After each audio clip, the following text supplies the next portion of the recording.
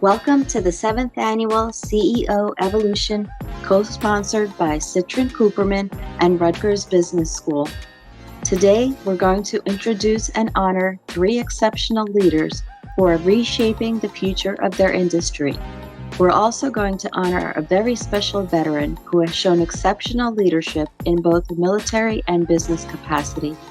I would now like to welcome Sharon Leiden, Associate Dean of Corporate Development for Rutgers Business School.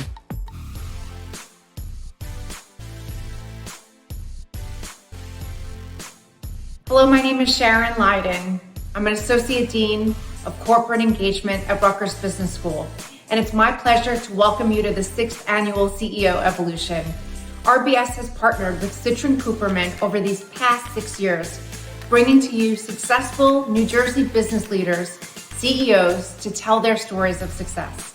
Each year, it is our privilege to honor a veteran and hero also. Before we introduce our veteran and panelists, I'd like to take this opportunity to briefly highlight some of the contributions with which Rutgers Business School is engaged. As one of the largest public business schools in the nation, we never stop in our drive to fulfill our mission. And we're proud of our hardworking students who are at the heart of everything we do.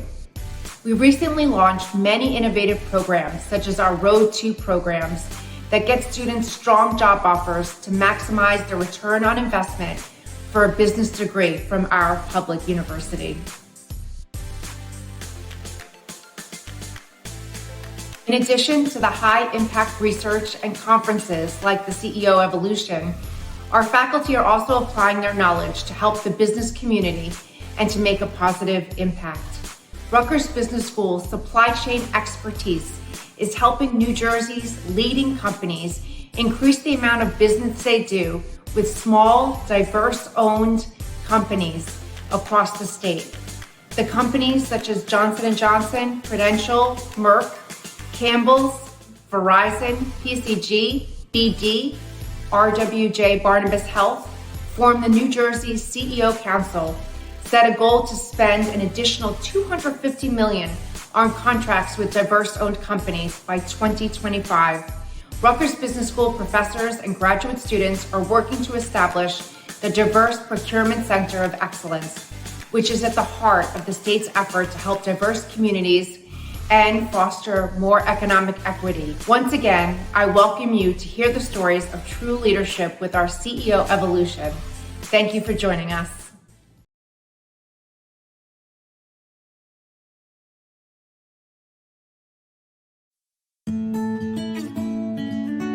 My name is John W. Kennedy, and my title is CEO of the New Jersey Manufacturing Extension Program, or NJMEP. The present role that I hold is actually, I would consider evolutionary. I spent most of my career in engineering and manufacturing. It was a great transition to come into a program like NJMEP that supports the manufacturing, engineering, and STEM areas. Leadership to me is fairly simple. It's to stand up and make decisions, hopefully informed decisions, but not always, and to be willing to work towards a successful conclusion of those decisions. Otherwise, leadership is just management, and management is wonderful. We all need organization, but it's to be able to step up and to not be afraid to take a risk, not be afraid to be wrong.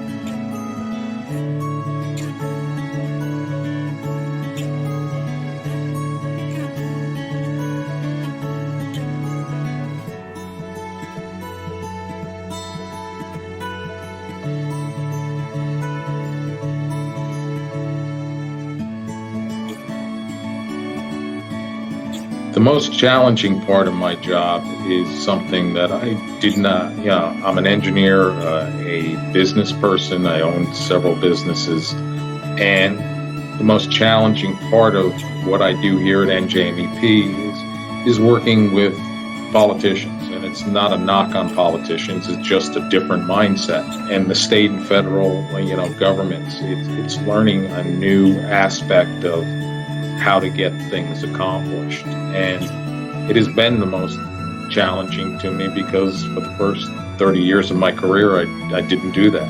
I worked on a different area. The most rewarding part of our business, and I think that I say our business because I have a great team, is that when we are able to help a company, a small, mid-sized manufacturer, and we're able to help them sustain or grow or bring in new people to an industry that has been phenomenally positive in my life. That's some of the most exciting times in my position. So as large as our company is right now, we kind of had the old school mentality in terms of production and organization. But then after the SQF training with NJMEP, they really have a can-do attitude now. And we all work together in terms of the organization. The product is still the same, but we have the organization and the records behind it to get us SQF certified. And it took about a year. It was hard work, but NJMEP definitely helped us both monetarily, but then also personally every step of the way. The one thing that drives me, I don't know. It's a very difficult question for me to answer because I've never really needed motivation. If something is interesting and important to me, whether that's family or sports or Boy Scouting or business, the passion seems to come without much effort for me.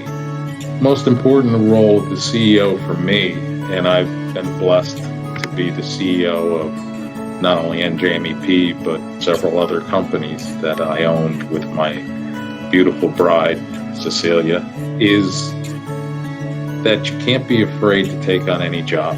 You have to show people that nothing that they do is below them. Nothing that you do is below them. It's all a matter of being in front of people and leading by example and the common good. If you talk about culture, which we always seem to do, culture is certainly driven by the employees in many ways, but the leadership part of culture is being the one that stands up and will do any job as long as it gets to the end result you want.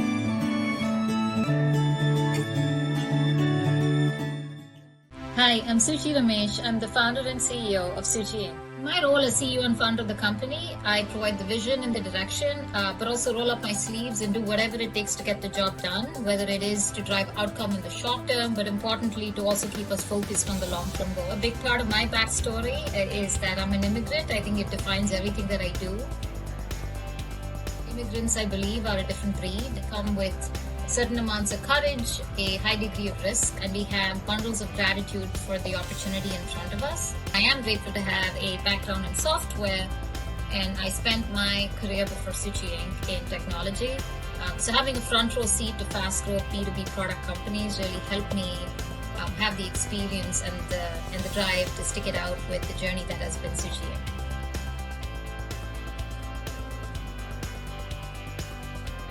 What is leadership to me? Wow, I think leadership is just so many things. It is the ability to persevere, to keep going, to hire and surround yourself with the best people and then let them do their job and get out of their way.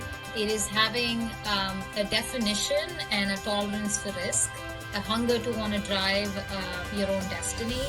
But it's ultimately having the joy or deriving a joy from the build, because it's not a destination and you really have to enjoy the ups and downs that are a part of every day. The one thing that continues to drive me, our team, surrounding yourself with people that care, that share in the passion. You don't want to let them down, but they also keep me going and inspire me. You see something grow in front of your eyes every day and you're able to pass and surpass risks and challenges and overcome them, and that keeps me going every day. The most challenging part of my job and the most rewarding, I suppose, is one and the same. As any founder or entrepreneur would tell you, You can have extreme degrees of excruciating pain as well as intense joys all in the same hour, in the same day. But I suppose that's really what defines entrepreneurship, and it is the joy of the build. Well, the most important role as a CEO is providing a long-term vision and a mission for the company, and it is always having a focus on the long game. One thing I've learned about is every time a decision is tough or I have certain options, I always ask myself, what's the right decision for the long game? And then the answer comes to me.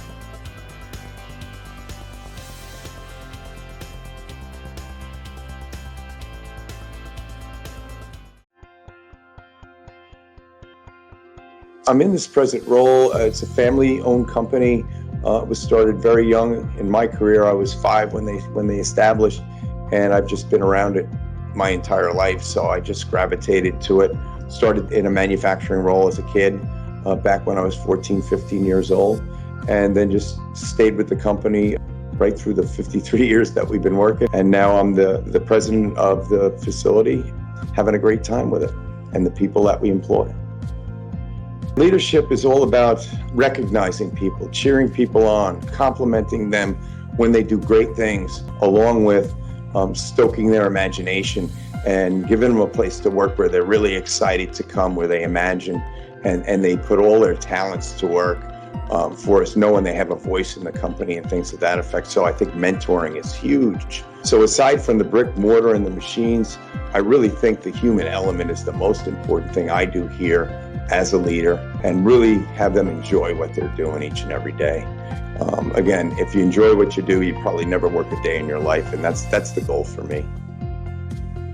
So I think the most challenging part of running a business like this is the industry that we're in is very popular, and there's definitely a supply and demand for body parts for sure, but very complex, very regulated, lots of quality requirements. There's a lot of things that go into what we manufacture in it. So the work is very challenging. As far as rewarding goes, we get through all the R&D on a new product line, and we have the whole team working on it, whether it be the engineering and the folks out on the shop floor that are actually cutting the material. And we finally get to that launch date, and we just take a look back and we say, wow, look what we brought to life here. We took this stuff from a solid in a computer, and now we have a tangible, manufacturable part in our hands that's going to go out and help some human we're never going to meet. This piece of technology here replaced 4 pieces of technology on my shop floor. This is a Trav TNL20 manufacturing a cobalt chrome bone screw for orthopedics. Not only is the machine making a quicker, better part, it's also giving us capacity in our facility that we wouldn't normally have. Rarely open the door on this machine. It doesn't stop the clear chips. We don't have to change tools over and over again. We put a bar in, and the door is closed until that bar is complete. That creates waiting time for our tech. External vibratory work to these parts. Used to go downstream. The tech running the machine runs this piece for us. Washing our components right on site. Polishing used to happen all over the facility. Now we bring it right here. It's a true team concept here. We have time. We do the 100% inspection right here. Why? If there's something wrong with the part, this is where it's happening. We fix it right away, and we move on. The leader really has to be the visionary. He has to have a vision of how to take it to the next places. We're currently in a scenario where robotic surgeries are going to eat into our instrumentation business. So if I don't have my eye on that ball now before it all happens in 10 years and we move to the implantable side of the business, we're not going to have a business. So I would say we really have to be close to the market that we're in and make sure that we're making all the right moves based on all those things that are happening out in that marketplace. And then you have to be able to implement it, which means you have to cheer everybody on to get that vision where it needs to be, because you just can't get there on your own.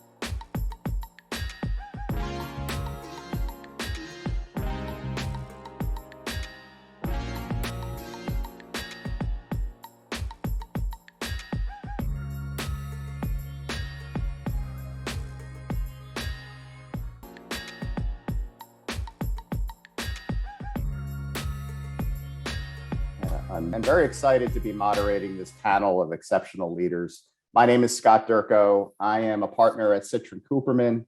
Citrin Cooperman is one of the top 25 largest accounting firms in the United States, and our New Jersey office is located in Livingston, New Jersey. Each year, the CEO Evolution will feature a veteran honoree who's recognized for exceptional leadership, both in a military career as well as in their business career. We are very excited to present our Veteran Leadership Excellence Award to Courtney Billington. Courtney Billington is president of neuroscience at Janssen Pharmaceuticals and is a U.S. Army veteran who served in the 18th Airborne. Congratulations, Courtney. Thanks so much, Scott. And also, I must say, wow, right? When I think about John, Sushi, and John, you've assembled a phenomenal group of panelists. So it was great to hear their perspectives. I first would be remiss if I didn't start by thanking Rutgers University and its Department of Military and Veterans Engagement Programs. I've had the privilege to serve on the Rutgers Business School Veterans Advisory Board for a number of years, as well as teach in the Veterans MBA program. And I am so deeply appreciative for the unwavering commitment in serving, engaging, and educating our veterans. And the work that you do each and every day is so instrumental in the success of our servicemen and women. So I take my hats off to Rutgers University. It's an honor for me to accept the Veterans Business Leadership Award today. I'd like to just share a couple of things maybe throughout my career and some reflections that I might just share with the audience today. And Scott, as you said, I started my career as a quartermaster officer, which is in the supply field in the Army. I went through a variety of positions in 18th Airborne Corps and retired as a battalion supply officer after serving in Operation Desert Storm. But I leveraged those leadership skills that I honed in the military to transition into my first role with Johnson & Johnson more than 30 years ago as a supervisor on second shift in inventory control. And so if you kind of fast forward, 16, 17 jobs later, a variety of roles in manufacturing, procurement, sales, marketing, planning, strategy, process improvement, I now sit as president of Janssen Neuroscience. And it's truly a privilege to be a part of the veteran community when I say that, but also to work in a business that allows me to continue to fuel my purpose as an individual and my passion and my ability to support veterans and military servicemen and women and their families. I want to start with a few statistics because my business supports brain health, mental health, and wellness. And we know far too many veterans suffer from mental illnesses. And, at Janssen Neuroscience, we have a mission that is focused on healing minds and bodies and helping to restore hope for people living with mental health issues and brain disorders. And I'd like to go through a few sobering statistics because I think the facts tell the story. Up to 20% of veterans suffer from post-traumatic stress syndrome. More than 1.7 million veterans receive treatment at a VA mental health specialty program just 2 years ago. 1 in 10 of every homeless person in the United States is a veteran. And it's where the prevalence of these sobering statistics, as I said, is where my two worlds collide as a veteran, but also as a businessman where they intersect. And I'm driven to fight for the mental and overall health and wellness needs of our veteran community and their families. And so as I carry out my day-to-day goals as a businessman, I also reflect on my experiences going all the way to being a cadet at West Point or serving as an Army officer on active duty to my work now 3 decades later. And I think about the leadership skills, the decision-making, strategy, risk management skills that I learned that have been proven time after time for me throughout my career in helping me to be a better business leader. It's also helped me to lead my teams, make decisions, solve problems. And it's these core capabilities that I'll say that have helped me also build highly performing, diverse, and inclusive teams, which I believe is probably all of our, when you think about key business leaders, CEOs, presidents, it's our number one responsibility and key asset is building future leaders. So now I'd like to just talk a little bit about values. I think it's so important that, you heard John talk about culture and values and how critically important they are. And if I think about it, that's where I honed my first values in the military, right? It was loyalty, duty, honor, respect, and integrity, all of those foundational things that are core to value and culture setting.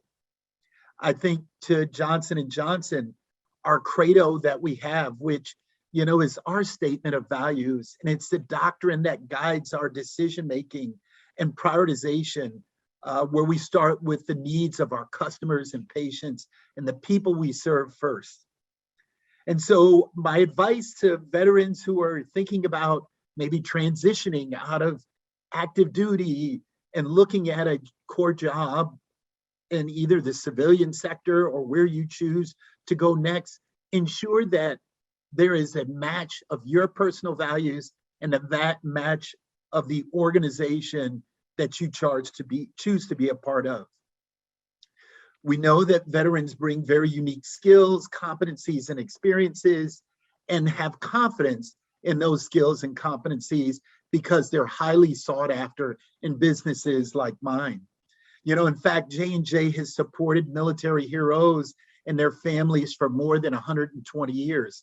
Our first president was a veteran, and our current CEO is a veteran as well. And we've hired thousands of high-performing veterans who form a core and foundation to our organization.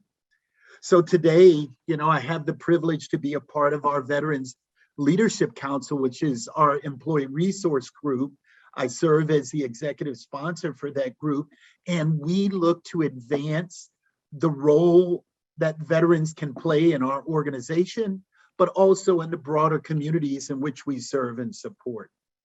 So finally, as a businessman and as a veteran, I think as I look at the culmination of my career and I reflect on some of the important things that we do, I can tell you how privileged I feel that I'm able to wake up each and every day to look at how I help to serve the veteran community while also helping to serve the broader community.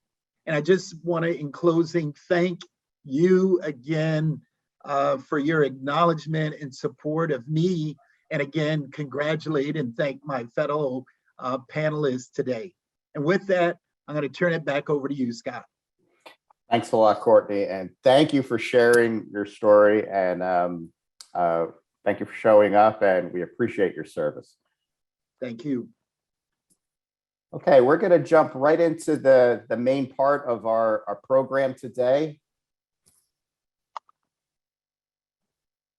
I just had a technical issue there. I apologize. I'd like to introduce our panelists, and we'll jump right into the questions. John Phillips is president of Phillips Precision Metacraft. Sushi Ramesh is founder and CEO of Sushi Inc. And John Kennedy is the CEO of New Jersey Manufacturing Extension Program, New Jersey MEP. Unfortunately, John had a scheduling conflict which came up at the very last minute. So unfortunately, he will not be able to join us. So we'll jump right into the questions. And John, I'm going to start with you. Sure.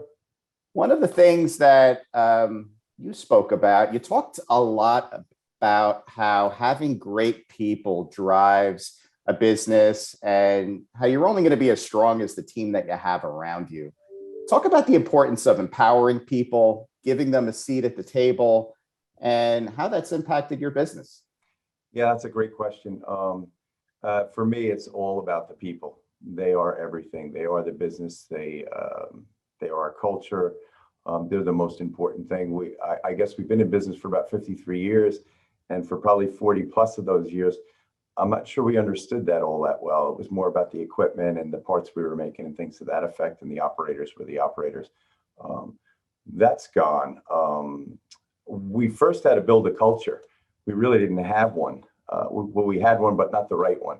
So I don't know where it came from, but I put these glasses on one day and I started thinking differently about everything I was looking at in the facility. And the first thing obviously was the people. So how do we get this done? What does it mean?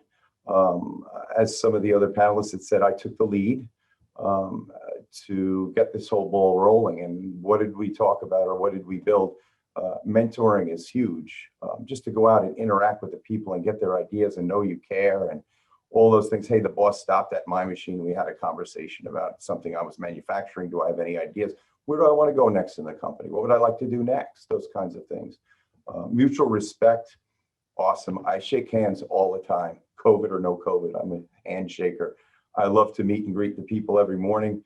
I go to numerous meetings throughout the facility, and that's really my love. That's really what I love to do, is to be out there with those folks and help be part of the solutions to some of the problems, and let them know that I'm right there with them. I thought that was a big thing. Positive reinforcement is probably the biggest thing. I come from a time in manufacturing way back when where it just wasn't kind of like this, guys. You had a job to do, and there wasn't really people coming by cheering you on during the day. They normally saw you when something went wrong. And that kind of carried through our history. But man, we look at why did it go wrong? Normally, it's never the people, it's always the process. That's what I found. So why not go over with an open mind and solve those problems together rather than what happened here? How could you possibly do that? That doesn't work. But positive reinforcement to go over when things are kind of rolling along and you say, hey, nice job on that. Excellent program. That was really great stuff. I really think that that's a big deal to the people, and it really binds this culture that we try to build. Obviously, passion and imagination, that's my job, to exude those things to my people. And it's very contagious, so I've been told. And they come along with me, and we have fun with it, And then, of course, they have to have a voice. If they don't have a voice, they feel that, well, no matter what I do here, I'm never going to be heard.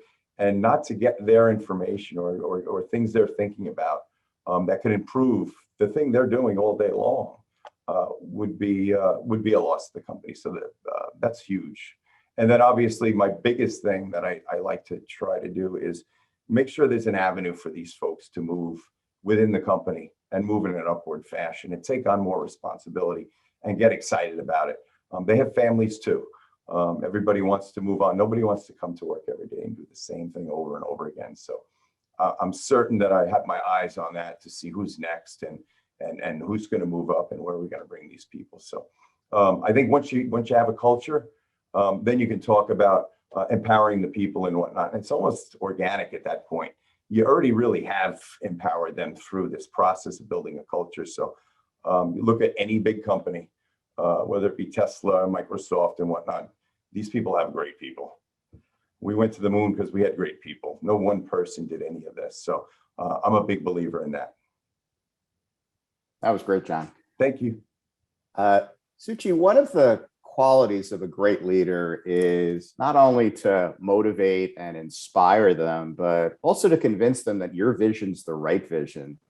And this can be especially challenging when you have a startup business where you're basically figuring it out as you go. How have you been able to get people to trust and embrace your vision? Yeah, it's a great question, and it's a complex one, right? I'm sure you deal with that, whether it's a 5-year-old company like ours, which is John's company, which is 50 plus years. I'd say maybe a few things. at the high level. One is, as a leader, I want to be authentic and make sure that I can in equal parts be clear, provide that vision and clarity, but at the same time be vulnerable. I have to be a source of consistency and that constant that people can rely on and can trust. So I think it starts with me, and it's about admitting failures, but also celebrating our wins, and looking at myself in the mirror to make sure that I'm deserving every morning of leading a team, right? So that's one part of it, is you could communicate a vision, but you have to work on yourself as a leader, and that's not a constant point. It's not static. You got to work on it every day. So I have to work to be deserving of being able to communicate that vision and have people, be able to follow that. The second, which, so that's some part of that is cultural and the makeup of who I am as a leader in the executive team. The second is really the business. I think I believe that, I started off in corporate and then I started Suchi Inc.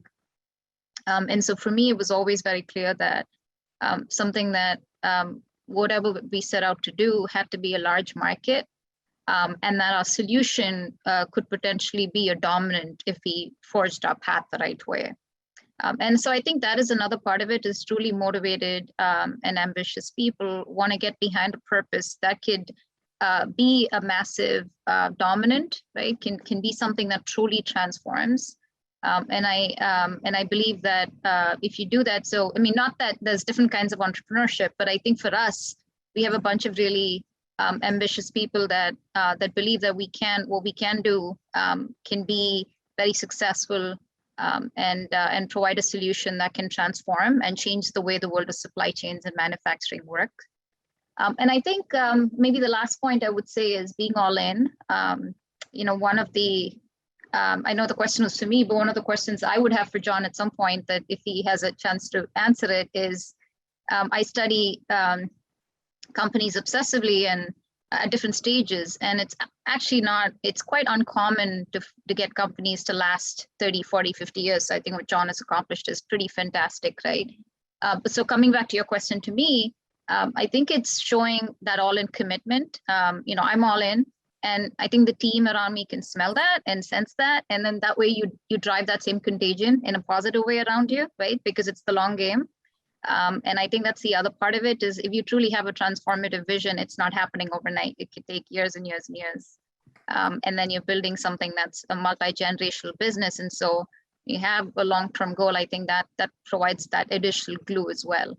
But that would be one of my questions to John for him to answer now at some point today is what does he think it is that was the magic sauce that helped them get into their 50+ years? And definitely very curious to hear that as a 5-year-old company that wants to get there and then last multi-generations. Shall I answer? Yeah, absolutely. Smashing. I don't like the word "you" at all.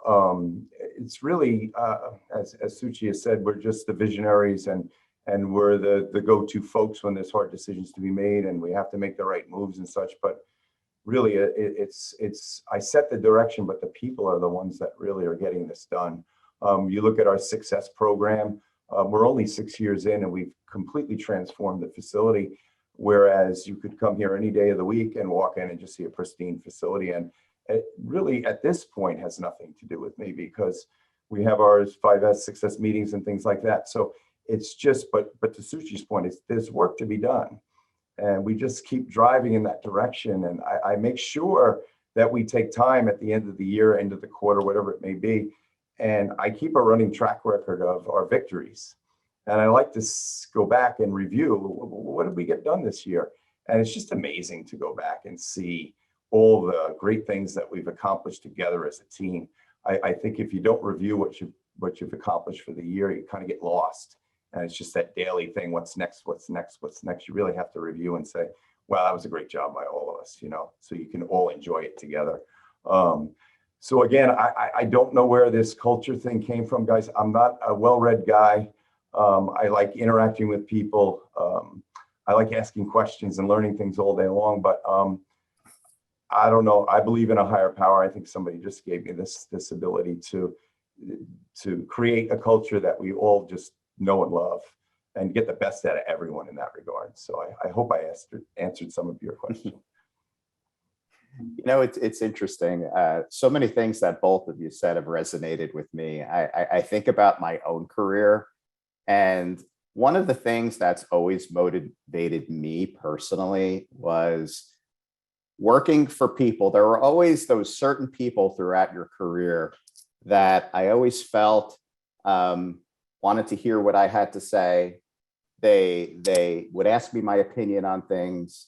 I always felt like they had a vested interest in seeing me succeed. And I felt valued. I felt like I was a part of something bigger. And I was always given an opportunity to not only voice my opinion, but really have a say in things and have a seat at the table. And when I look at a lot of the clients that we have, one common thread that I see with a lot of successful companies and CEOs was the fact that all the horses are running in the same direction, and they had people, their team really was motivated and believed in everything that they said. And it really goes to what both of you said about motivating your team.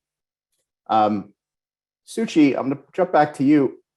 When we spoke earlier, you had two really great quotes that resonated with me, and we were just talking about risk. And I liked when you said that, you know, when you started your business, you just said it, you know, you went all in on everything. And you mentioned how when you went all in, your credit score went from that of an executive to a homeless person.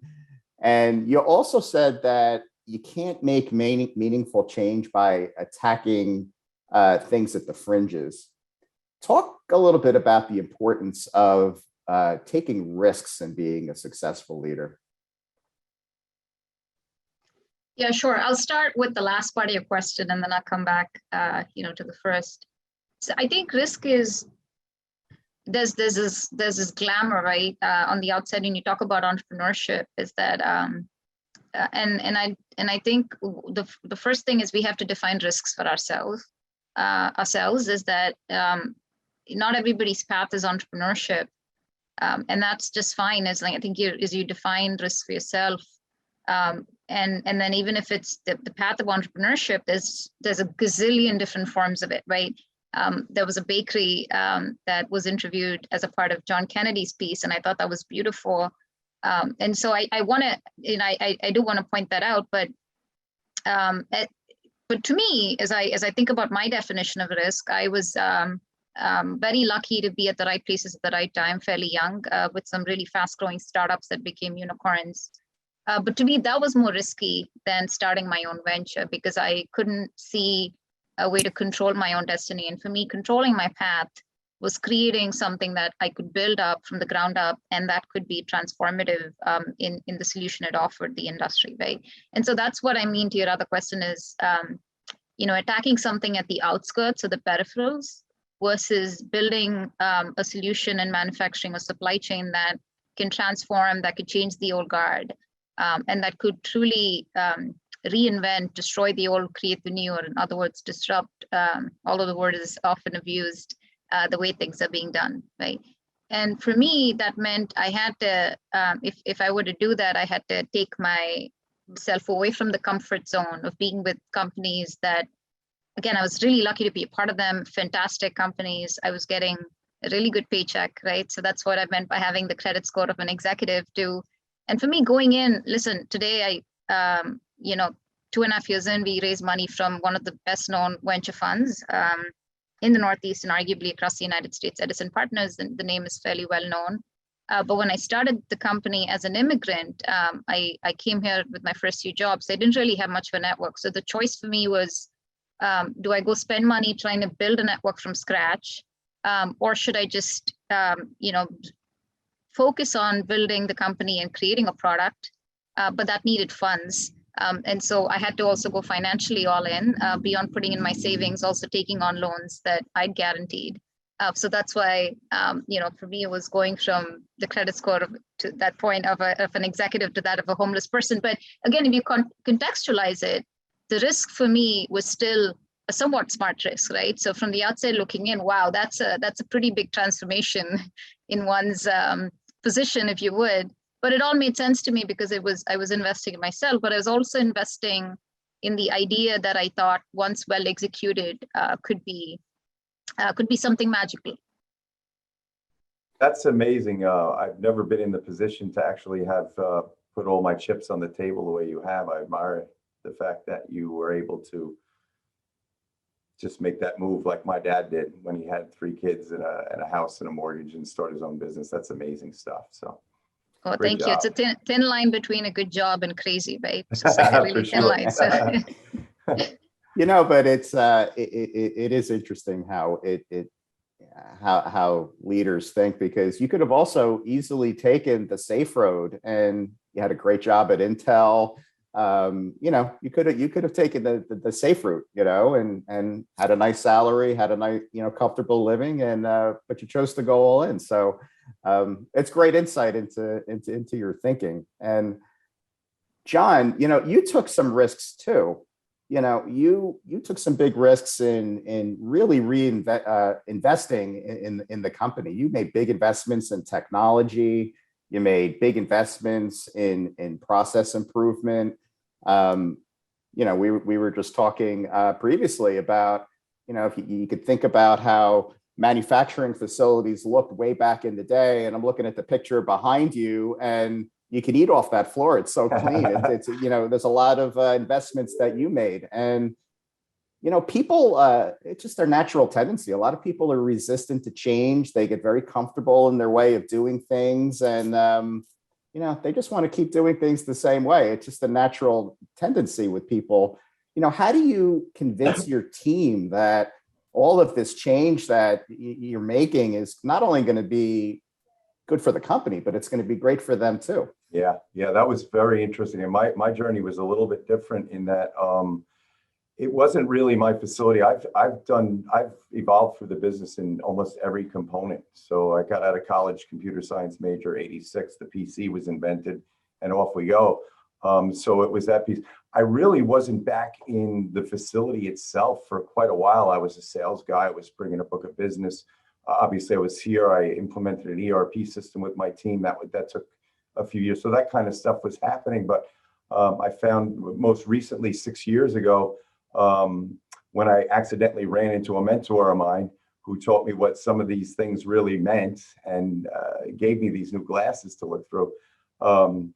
It's just amazing how it goes. But really, it's the people. And I don't know. I think I'm a data-driven guy. So when I'm making decisions on technology or spending a lot of money and things like that, I like to present it in such a way that it makes sense, not just to me, but to the folks that'll be hands-on. And obviously, my mom gives me the money, so I have to convince her as well.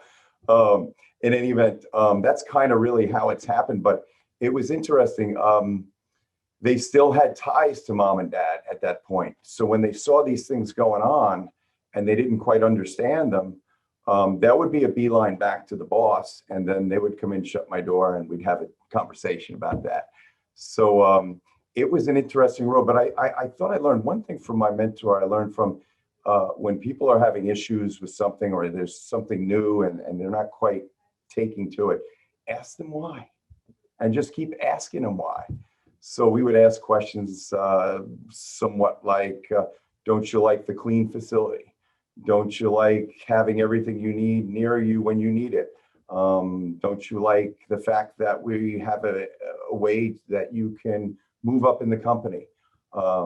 And all these things that we do in the facility are so important to us for the fact that when auditors come in here, or new customers come in here, or recently with COVID, we lost quite a few folks. We're still hiring back. It's just a dream to be able to pop out the engineering door and show them what we built. And they feel the culture when they come through, because I'm giving you the tour. And there's no fake highs and good mornings going on. We're talking about things as we move through the floor. I think they feel that in the short time period they're with us, and they really appreciate it. And we'll secure that new tech or employee, or we'll pass that audit with flying colors, or we'll secure that new customer. You just have to be resolute, I guess is the word. There were some rough mornings and rough days. I just didn't want to be coming here based on what I was going to face. But after a while, things evolve, they change, people see, they change their mindset. And quite frankly, guys, not everybody stays. It's hard to believe, but not everybody wanted that culture. So they kind of jumped onto another boat, which is fine. A great culture will weed out anyone that really doesn't want to be there. You know, it's kind of an organic situation. But at this point, after 6 years, we have such a tight-knit group of people, and they all really know their jobs so well. It's just so much fun to go. And I have the luxury of, when I do have free time, I can go talk to the cost accountant, or I can go talk to the manufacturing engineers, or I can talk to the programmers or the quality folks. And there's always something to learn, always something to learn. So it was a long road, but definitely worth it. And I do believe, and this is not for me, this is for everyone, if we didn't make these moves, not just that technology, because again, machines are easy. You buy them, you put them on the floor, you program them, they do the same thing over and over again based on what you told them. Humans are so dynamic. There's so many things going on in their lives. So it's the biggest challenge, but it's the most rewarding as well. Sushi, just a follow-up question on what John just said, talking about the importance of having the right team and having everybody, see the vision and embrace it. And, sometimes you don't have the right people on the team, and, companies have to adapt as you're going.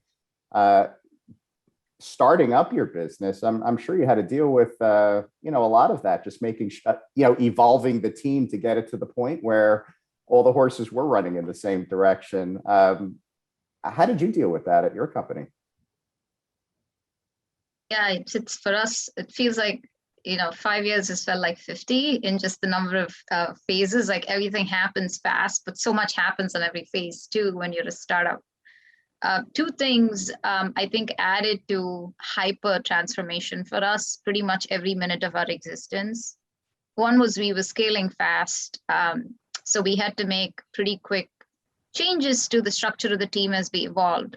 But the second thing was also an evolution in our business model as we scaled. So, starting with that second point, my background was in software before starting the company. And the goal was to build a supply chain platform, a software plus a marketplace that could transform the way supply chains operated digitally by connecting all parts of the supply chain, as all the functions, but also all the people, right? People, to John's point, he talks a lot about folks on the factory floor.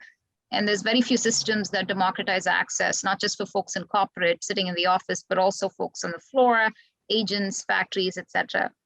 But to build that vision out, I had no experience running a factory. I'd observed supply chains from a data standpoint from my past life and building systems, software systems. So it was very critical to really, build our software with the real understanding of how factories operate, because they were one very critical element of we wanted to democratize access for factories. So we began by running and operating our own factory. And we began with one industry. Today, our software is used by across 20 different industries. But we also had to zone in and start with one industry, right? And that was fashion. So in our first 2.5, 3 years, we actually employed 100 plus folks, sewers, and we had a huge bunch of sewing machines. And then there were layers to that as well. And then today we still run a marketplace, which is one of the solutions of our software. The marketplace connects many factories to brands that want flexible capacity. So as per our plan, we phased down our own factory at one point. But to your question, that was the other reason that also contributed to a big transformation in the composition of our team. Because we had teams, we had managers for the sewing staff. And then on the other side, we had software engineers as well. But, just as you talk about changes in team, I think you learn as well, there's also been changes to our team where we've had to let go of folks, or folks have moved on. And that's just a normal part of the process. I was a first-time entrepreneur founder when I started the company, lots of mistakes that I might have made, and you can learn without those. So yeah, there's been a ton of transformation, but I think we're the better for it. And I couldn't agree more with what John said, is that it's really all about the team. I don't have, technically I don't have co-founders, but I have such a fabulous team of folks around me that I've never felt a vacuum of support, where one might think that, when you have this fast-paced, high-risk journey that's entrepreneurship, a big part of my support system has been the people around me, and we have folks of all ages, different backgrounds, and that's been huge. But yes, we've gone through huge changes in team structures, both because of the evolution of our model, but also otherwise because of learning from failures and learning from wins as well. That leads into you just talked about the transformation of your team, but you had to reinvent yourself several times. You started out in data and analytics with Intel. You mentioned you went from engineering to manufacturing to fashion to sales. One of the things that jumped out at me when we talked earlier was you're a self-proclaimed geek. So coming from a very technical data and analytics type way of thinking, how did you develop those intangible leadership qualities that you needed to evolve the way you evolved in terms of leading people, coaching people, all of that? Yeah, it's correct. You're right. Very, very technical past. I joke about this. I'm the proverbial quintessential Indian American that came off the boat of a plane. But I'm a software engineer, MBA in software. Started with tech jobs, really deep tech jobs. So I began my career with Intel, but I joined two different predictive data analytics and data science companies after that. Not household names, but again, very well-known names in their spaces. And those were the fast growth companies I was with. And I started my career coding, but I realized I enjoyed sales. So I think I was really lucky to move into sales, selling these software solutions. And that probably gave me a different view into what it would take to start my own company as well. But the transformation, look, manufacturing was, I think I spoke to that earlier, is we needed a grassroots understanding of how the operational side of a business worked to be able to build a software to cater to that community. And then we couldn't, while today we service 20 different industries through our software, we couldn't start with 20 different industries. We had to start somewhere. Don't ask me why fashion, it just was fashion. We began there. And it's one of still our core industries, and we've expanded beyond. But in terms of my transformation as a leader, I just had to self-educate. I was a complete rookie. It's very different when you're in a leadership position with a lot of comfort in an organization. Even though the companies I joined after Intel were fast-growing startups, they were smaller. They were still all very well funded, and you don't have existential issues, right? So when you're a leader of a company that's always thinking of surviving and then thriving every minute, it's very different. So I invested a lot in self-education. And again, I was very lucky to at every point have people around me on the team that I could absorb from and learn from. We have our two folks on our team today, and good, what I'd love. I'd be remiss if I didn't mention their names, and then so many of them, but Victor Cortez is our SVP of operations, been with us pretty much since the beginning, again, a manufacturing expert. And so learned a lot of subject matter expertise from him, 30 plus years in the industry that he had before he joined us, but also composure and grace under duress, picked up a lot of that from him. Tommy Bardinas, our CTO, again, same number of years of experience. Very smart technical guy, obviously as a CTO, but also is able to roll up his sleeves and code whenever he needs to. So, shows us that you can play at different levels as the organization needs. But these are just some examples. I've been, I try to be a sponge and learn from people around me. And I think, like I said, 5 years has felt like 50 years in the ring. So that always helps.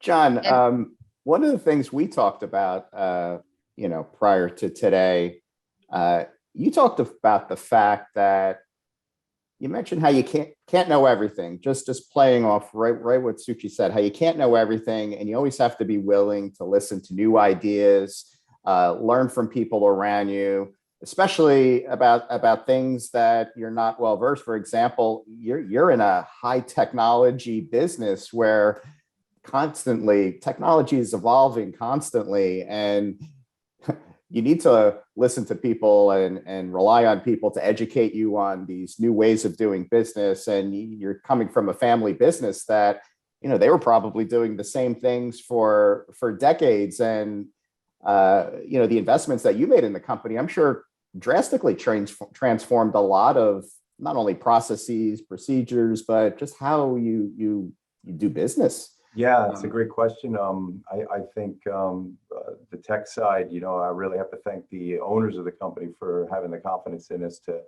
invest in this equipment. It's amazing. I mean, we would buy equipment here and there, and we're in no debt situation, so we don't carry debt. So we generate profits, and then we go ahead and we reinvest in our business. So I really have to thank them first off for having the confidence in all of us to do what we're doing. But just an 18-month journey, it's such a short time. I never thought we'd purchase 12 high-end machines in 18 months, right on the back end of a pandemic, no less, and get to this place. It just still amazes me when I walk out there and see what we built together. But I think the initial concept was collaborative. I have some great people around me. And again, in that COVID time, guys, at one point with people retiring and some people were, they were leaving or they were retiring or whatever happened, I lost a lot of key management positions here. I had 29 reports at one point at the end of April. That's just not possible. So I think building that management team, so we had the culture going on in the facility and we were investing in the technology, but I really didn't have a super management team here with all the components necessary. We had no HR. We had 250 people. We had no HR. We had no cost accountant. I was flying an airplane through the Alps with a blindfold on when it came to pricing. That's not my thing. Although I understand P&Ls and I can get through it, but that was a big piece. So building this management team was very huge. And now that you have it, that's really where all this came from. It was wrapping with the engineering guys. I mean, my director came from a gun company. So they did things completely different than the way we do in the body parts factory here. So he was a tooling expert. I mean, we knew nothing about it. And it could be anybody. For me, I just love to ask the questions. I have a nephew out there who started on the saw 5 years ago. He was a cook at an old age home or something like that. And he lost his job and he had nothing. And he ends up in our house. So who's that? Well, that's your nephew. I hadn't seen him in years.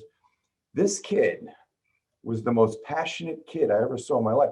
He's one of the best machinists we have in this, and he's living in that automation cell just for the fact of his passion, his interest. It's amazing to see the transformation. So I have no problem going up to this kid and rapping with him about a job that might be on the machine. We're doing some spine parts right now, and they're pretty complex. I'm learning from this kid. I'm not afraid to ask him a question about what is that, or how did you come about that, or teach me a little bit about what's going on here. I love that piece. I mean, a lot of people maybe have an ego in the way on that stuff. I just love it. And again, it all goes back to that mentoring piece. Wow, the boss is asking me questions. He wants to know from me. It's really what that is. And then obviously you're in your box, right? So you come up, you're 15 years old, and like you say, you're in this place, you know what you know. And then I kind of peeked my head out of the box. I was lucky enough where I had gotten involved in sales. So I was in some big corporate rooms, the Strikers, the Zimmers, the Biomets of the world. Not easy. So I kind of OJT on the job training there. So I learned a lot from that point on how larger companies operate. R5 and 6S really came from Stryker. I saw how they had that program and we implemented it here, but that was an example. And then I joined a CEO group called Vistage. And that was just a bunch of guys around a table in all different industries, and they would just beat the crap out of me. When I said I didn't have HR and I had 250 people, they pretty much laughed me off the table. But as hard as that was, I would bring those things back here and present them. And they weren't received that well right out of the gate, but we continue to go. And so that was a big thing for us. I think it was people and that experience. And then we, on the Gemba Academy is kind of where we got all our 5 and 6S training. We signed up for that, and then we facilitated the training. We finally understood that you can't just kind of tell people we're going to be a 5S facility. You have to train them. What does it mean? What does sort set mean? What is a boneyard? What do these things mean? So I think we did a pretty good job on explaining what we were trying to do, why we were trying to do it. And then, guys, I don't care what we're doing. I don't care what piece of the business it is. You have to sustain. If you don't sustain, If we stopped our success meetings weekly, things would just slowly gravitate back to where they were. You really got to keep an eye on what's happening. You got to constantly work on what you're working on, I guess, to say it best. So that's my story there as far as my success and what I know and how I learned what I learned. It's pretty much been all experience.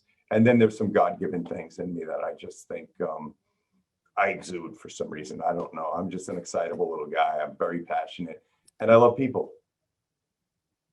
You know, just advising businesses, one of the common traits I see among successful CEOs is the fact that the successful ones are willing to listen to everybody around them. We talked a lot about team earlier and giving their team a voice, making them feel like they have a seat at the table. And a lot of times, you know, there are egos involved. You know, the CEO always wants to have the right answer, and my vision is the only vision. And I think to everything that you both just said, being open-minded and listening to the team around you, and the world is complicated and you can't know everything, and you need to listen to what other people have to say. Some people have skill sets or experiences that maybe none of us have. That you have to listen to that. So I think that's great listening to you talk about that. Just a general question I'll throw out to both of you.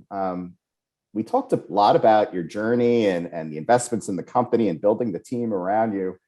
If you take a look at yourself, is there anything that you could point to growing up that you feel like that's in your DNA that's really helped you become the successful leaders that you are? For me, it was just observing my parents, how they ran their business. Forget about 5S success and all those things, but they were always honest, terribly honest. And I have that same trait. I don't know if that's a good one to have in these days, but we're holding on to that piece. We never cut corners. We never overextended ourselves. I think I learned a lot from my parents and how they ran their business in such a way that we could be successful. And then obviously those other pieces came about. And then I don't know, I'm not formally trained as an engineer. I have hands-on training. I was in a shop for 20 some years of my life, cutting metal and doing things to that effect. I just think, you know, you can't learn that anywhere else. You know, you can go to Lincoln Tech and you can get the basics and stuff, but to be, you know, wrapped into a company that's actually doing it, you learn so much more because you're exposed to so many things. And I think I had to back up just a second to your point. If you make it known that you're the guy with all the answers, that's where they're coming for the answers to problems that they probably have the answers to. And I think Sushi will tell you, some days you go home and you're just burnt and fried. I mean, I get up at 4:30, I go to bed at 8:30, 9 o'clock, folks. So that's my gig. But you really have to empower those people to make those decisions, or it'll just close in on you and you can't possibly do it alone. So I hope I answered that question. No, absolutely. Yeah. What are your thoughts on that, Suchi, in terms of your I'd say DNA? growing up, you know, the first thing is, I think all entrepreneurs, anyone would say that the influence your parents have on you. You know, the lucky card is where you're born or which family you're born into. I think I got really lucky there. My dad was actually very successful at failing at many attempts at entrepreneurship and a brilliant man, but he was the son of my granddad was a successful entrepreneur. It was actually a manufacturing business in India making motorbikes. But I think his generation, my dad and his siblings tried at different things. But I watched my dad, you know, I don't remember my grandfather's story, it's hearsay, and I see the pictures. But I did remember my dad being a brilliant man, trying many things, not succeeding at them to the point where he became very risk averse. When I started the company, he was petrified. He would tell me every point, go back to your day job, go back to your day job. It was very funny given the roots he came from. I'm like, thanks, Pa. You know, that's very motivating. But, you know, it's in hindsight, you understand that backstory. But my mom stayed with the same institution, company, school. She was a teacher for 40 years. She just finished. She started there in her early 20s, stayed with the same place. So I saw both sides of it. And she's actually an entrepreneur, but she took a very, for her, you know, that was her her definition of risk, of comfort, was being with that organization. So both of that influenced me. I think, the background in technology, very fortunate to have that, and being surrounded by a lot of other engineers, and that was great. But also being an immigrant and knowing that I was always competitive as a kid, harnessing that. I think there's this line that never gets old, right? It's the dream when you come into this country, and I've been really lucky to have that background in STEM, but also the opportunity to start my own firm and taking my past and seeing how I could harness that. So all of those things, and great to hear some of what John had to say as well. It's always nice getting in these forums to hear different paths to entrepreneurship, and might have been, I'm sure it would have been a daily lesson watching, John, your parents start and run the company. Absolutely. Yeah. Those are great things. So I'm going to throw out a group question again for both of you.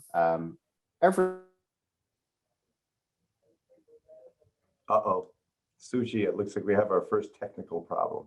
Yes, suppose we should just throw questions at each other. Don't worry, it's not your software, Sushi. It's good. I think we have Scott back. Yes. Can you guys hear me? Yes, we can now. We ran out of bandwidth there for a second. I don't know what happened there. the beauties of Zoom. What I started to say was, every year our firm puts out a manufacturing and distribution pulse survey. We talk to over 200 CEOs. We conducted the survey during the pandemic, and we found that many of the tough decisions that CEOs have been making particularly over the last 2 years, during this crazy period that we've been in, have really shaped how companies do business. Like, for example, when you look at manufacturers and distributors, some companies began offering new products and services. Some companies invested heavily in technology. Some companies really began to embrace data analytics and make better business decisions. Some companies made changes in their procurement process to deal with supply chain issues. And when it comes to distributors and retailers, we found that a lot of companies shifted to e-commerce. And based on our survey, about 69% of retailers and distributors are now using Amazon. These were all things that companies had to step back and really reimagine how they did business to adapt and change and just adjust to everything going on around them. You guys have made tremendous investments in your company and your people and the way you do your business, and it's evolving every day based on what we've been talking about. If you take a step back and you look at your businesses, how do you think some of the decisions you've made have contributed to maybe changing the future of your industry? I'm not sure we changed the industry itself. We're a subcontractor, so we're a contract manufacturer. So these are not our designs, our ideas, things to that effect. Our job is to bring that product to life, of course. But in saying that, with that said, we have our eye on the ball on where these things end up, and I think that's pretty much what I concentrate on. A lot of people will go into a room to sell something to someone, and they'll start talking about the services you provide or the things you do. I always start talking about the end user, and that's the patient, and that kind of drives us, and the rest just happens. So my famous thing here is I say, we keep our eye on the patient, and we make them well. The money will just come. And I get it. You have to monitor it and you have to make decisions with it. But I don't really spend a lot of time focusing on what's my profit going to be next year. It's pretty much how can we manufacture something better? We can see the industry's moving. Robotics is right in our wheelhouse right now. And it's great for us in the manufacturing, but not so great for us when it goes in the operating room. Although for the patients, it's amazing. I mean, these things are so accurate. But with that said, we make a lot of instrumentation to shape the bones and cut the bones and prep for the implants. So that business is going to go away. You can't just hang around and wait for someone to move your cheese. You got to get ready to go. So hence the automation was really spurred on by the types of products we were hunting. We would take anything. We said, no, we're going for implants. So we moved the needle 25 points. We're a 50-50 affair right now, instrumentation to implants. And we see that this automation is perfect for that type of product line. And it might as well be disposable, because when you use the spine plate, you need another one. So I think that was a big thing for us as we were coming out of the COVID times. Data analytics is just amazing. I mean, I've always been a data freak. I'm not nearly as experienced as Suchi is on what she does, but I don't think you can make a really great decision or a comfortable decision unless you have something to look at or touch or feel or compare to. So analytics are used so much so that we didn't stop at this automation. We just implemented 3 weeks ago machine monitoring. So now we're actually connecting all our machines to a special piece of software. And it is absolutely amazing to see what it does for the process of the production itself. And you'd think and what I've heard from the installers, and I'm going off point here a little bit, but when we installed it, the guy had come in to help us with it. And he kind of whispered to me, hey, how did these guys take it? Take what? He goes, well, normally I go in and I install this stuff and there's a big 85-inch monitor and everybody sees the production that's going on the equipment. And the employees immediately think that you're tracking them. I said, well, we took care of that well before you came here. We had this discussion on what this really means. We're tracking the equipment. We're tracking the process. We're not tracking you. So I think you really have to set those things up. Otherwise, good things could turn to bad real quickly because humans are dynamic. So data analytics is just absolutely a necessity in our business. And the way your clients want you to move and shake these days, you just can't manually do these things. I mean, whether it be scheduling the facility or coming up with different scenarios on price and things to that effect, it's huge. Procurement processes, we're starting to feel the pinch. I call this, if it was in my business, if we had a slowdown in work, eventually 12, 14, 16, 18 weeks later, you're going to feel that air bubble come to you. I think we have the COVID bubble is on us right now. We're starting to have some troubles securing some materials and things to that effect. So we have our eye on that ball. And there's a silver lining to all of these things, it seems. You talk about you can't get material. What does that mean? Well, that means I got to send a letter out to all my great customers and say, look, you got to look further out on your plan because I may not be able to help you in 12 to 14 weeks. It may be 20 to 25. So you're actually generating sales through a situation that's not that great. So there's always seems to be a yin and a yang to things, you know what I mean, in that regard. So e-commerce, I don't do much of that. So I really can't speak to the Amazon thing, but it makes sense. I guess this guy has a one-stop shop for anybody who wants to move their products. Why have that extra piece? Why not sub it out? So, but that's pretty much the bullets that you had sent through. That's kind of what we've been working on coming out of this pandemic situation. Yeah. What are your thoughts on that, Suchi? On our side, it's I mentioned we began with fashion, and in that industry, we also and our primary solution pre-COVID was a marketplace offered to fashion companies, connecting them to factories. One of those factories was also our own factory in New Jersey. And then when COVID happened, the fashion industry as a whole, which was our primary industry that we were servicing, got badly hit, right? So we always had plans to accelerate and move into other industries with our software. So that we had plans to move. So COVID accelerated that move into other industries. So what might have otherwise, we might have just laid out a plan and done that gradually. We said, hey, we need to do this now. And so we went after a couple of other industries that were, and the timing was right. There were a few industries, especially those that were enjoying tailwinds because of e-com. A lot of direct-to-consumer brands that were growing really fast, and COVID actually accelerated the growth for many of them. So it was a really good time for us to move into the other industries and catch the path of success for all of these brands and these new industries we were moving into. And then on our marketplace, we also added a lot of other factories in Central South America simultaneously. We had plans to close our internal factory, which was more an R&D center over a period of time. So I'd say that's a little bittersweet because COVID also accelerated or moved us towards closing that factory faster because there was 9-12 months where we just couldn't even operate it. But it also prompted us to add a lot more factories in Central South America. From a marketplace standpoint, there's a huge need because of COVID and supply chain issues to leverage capacity this side of the world.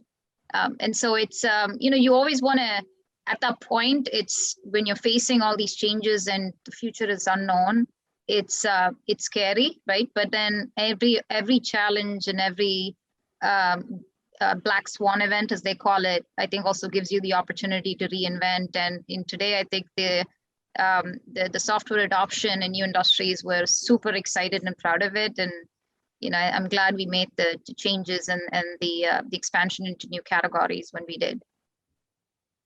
Well, that was great. Well, this concludes our program.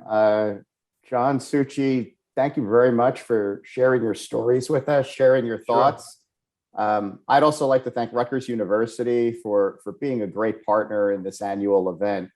One of the things we'd like to do is open it up to questions. If anybody in the audience have any questions that you'd like to ask any of the honorees, you can either raise your hand in Zoom and you can ask your question that way. We'll unmute you, or you can just enter it in the chat box and we'll read the question to our panelists. Oh, these are the scary ones. These are the scary ones. Let's see. We have a question. I will unmute and let people ask their questions. Michael Castro, you are live. Hey there, can you hear me? Yeah, Michael. Hi there, Michael Castro, Bank United. Scott Durko and I are dear friends. I have a quick question for John Phillips in the manufacturing space, and I have quite a bit of experience in the manufacturing space, lending to manufacturers. I just have a question around COVID and how has that affected, and I don't know if you covered that earlier, how has that affected your organization just with all the social distancing and now the vaccine mandates, et cetera? If you could just maybe give us a high level. I'll tell you, that's a great question too. And I don't know what Suchi's experience was, but those were some dark days, folks. If we weren't busy enough trying to do what we normally do, the bomb dropped, and it was just amazing. Every day you came into some new type of problem that you had to deal with that you never dealt with before, while trying to keep the business going as well. So as far as the COVID thing went, we went through it. We came out the other side a little bit more hardened, but it seems to me that I don't want to say it's easier to run the business, but without all that in your daily, and it's not done yet, of course, it just seems like it's an easier day for us, But I'll tell you, my ops manager, who was one of the guys who left Amazon, scooped him up and took him away from me, really was instrumental in, we had to refit this facility to make it safe for our employees, because again, we knew what we knew about the disease based on what we were being told. So it was refitting the facility was quite a task. So we had split shifts. We had 2 at a caf table. We had eat in your cars. We had mask rules. We had the restaurant rules going. It was just so many different things going on. And obviously you're dealing with humans. So it was quite a time for us. But I think we learned a lot coming out the other side. Okay, great. Thank you. Thanks, John. Sure, you bet, Mike. Thank you. We have another question. And it is, people often see success stories and understand the potential, so they jump on the bandwagon. How do you view competition? What competition? You know what? I can't say. Obviously, we do some analytics and we look to see what's going on around us. It's very hard in our industry. No one's letting me in their manufacturing facility to see how we rate. So for us, I think it's the auditors that come in, or the machine dealers that have been in these other places, and we kind of always ask, how do we stack up, so you can rate yourself, because you don't know what the competition is doing out there. So I can't say that I spend a lot of time thinking about my competition. I think everybody's going to have a piece of something, but we have to be the best that we can be based on what we decide we're going to do, and we just go down that road and we don't look back. And I would answer it in that way. Yeah, I agree, a lot with what John said. I think the other thing I'd add to that is we of course have to be aware of competition, especially as a younger company, also the bigger guys, in our case, are working on something that is also a new vision or a new way of solving the digital supply chain problem. But we often think about competition in terms of, just let's focus on our own innovation stack.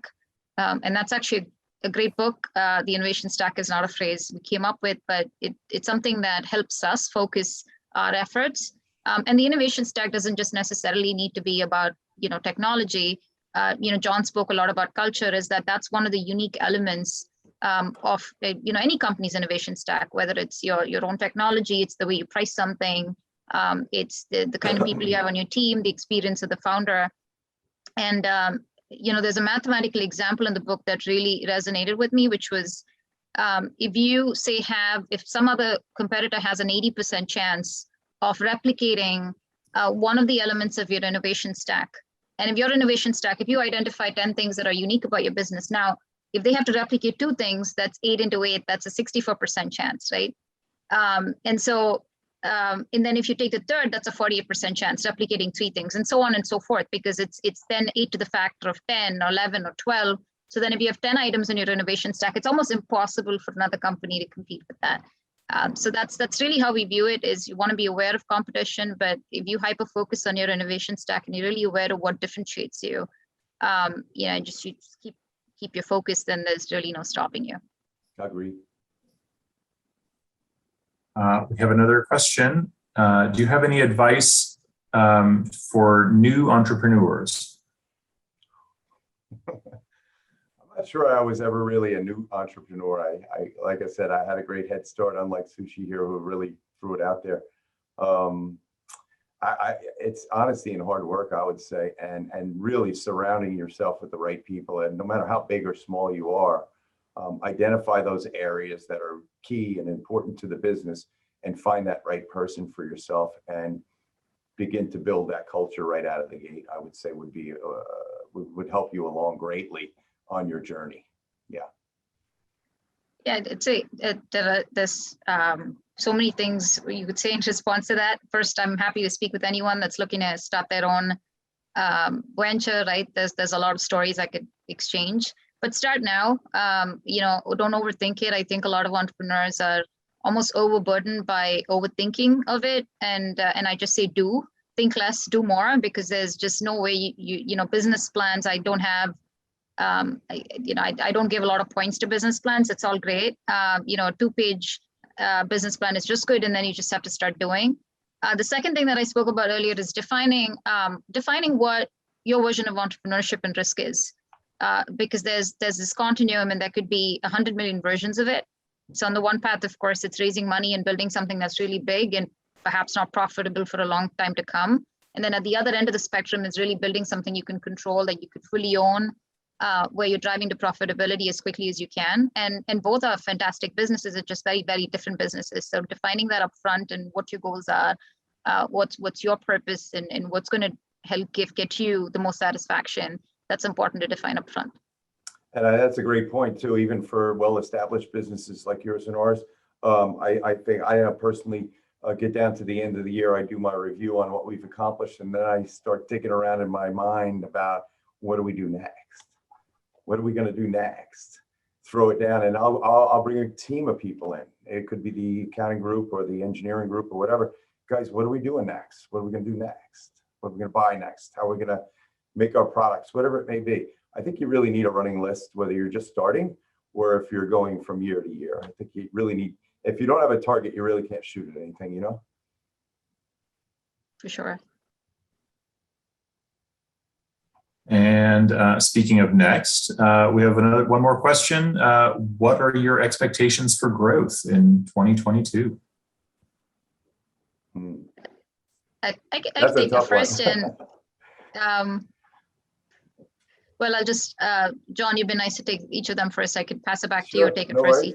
Yeah. So for us, it's we're an earlier stage company, right, compared to John's firm, and so for us the percentages, again, it's all relative, but we're trying to move fast, but do that in a wise way. I think we'd like to think of ourselves as a balance between a fast growth company, but not doing something like the proverbial Silicon Valley companies where you're just growing at no cost. But we're definitely excited that we're in all these new industries, and we have a small base. Some of the new industries we've entered are small base, so definitely want to double, triple the size of our presence within each of these industries. And we're excited about being a supply chain software at a time when the world really needs something that can transform and help challenge and can help eliminate some of the challenges companies are facing across the world. So yeah, we're all focused, all hands on deck on some smart growth as we think about 2022 and beyond. Yeah, same here. I mean, I guess for us, it was just we were what you call elective surgeries back in the heat of the pandemic. In any event, so if you could imagine, Sushi, nobody wanted your products at all. The phone stopped ringing completely. It was amazing. Oh no, the phone did ring. It rang from the big guys who said, "Hey, push that $3 million over the fence. I don't want to buy it till 2022." So that was kind of honest. But since then, and again, I speak of a higher power. Somebody's watching over us. I'm a big believer in if you do the right thing, somebody's watching you do the right thing, and somehow things just fall into place. This automation situation we've been talking about, it's one customer at this point. And then why did they decide to show up right at the back end of a COVID situation? I have no idea. I've had this customer for 15 years. Somehow all of a sudden, we maybe said the right things or bought the equipment or whatever and convinced them into buying implants. And it's just amazing. So I think for us, we're still looking for customers in this area of implantables, where we're actually hunting for the work that we think suits us best on the technology that we're now purchasing. Whereas 10, 15, 20 years ago, we'd take anything, 5 of this, 10 of that, 15 of this, just to keep the place rolling. But now we have a focus on the type of work we're looking for based on the type of equipment that we purchase. So I see us continuing to build that. We haven't done the lean accounting event around the area, but we will, to see what it really means to the business monetarily. But I got a feeling in my bones when a machine's running 23 hours a day, we're doing better than we used to. So that's really our goal. But we had nice growth back this year, which is nice to see. Not to where we were in 2019 before the bomb dropped, but we're expecting to exceed those numbers next year by a few $1 million. So that's what my crystal ball tells me today.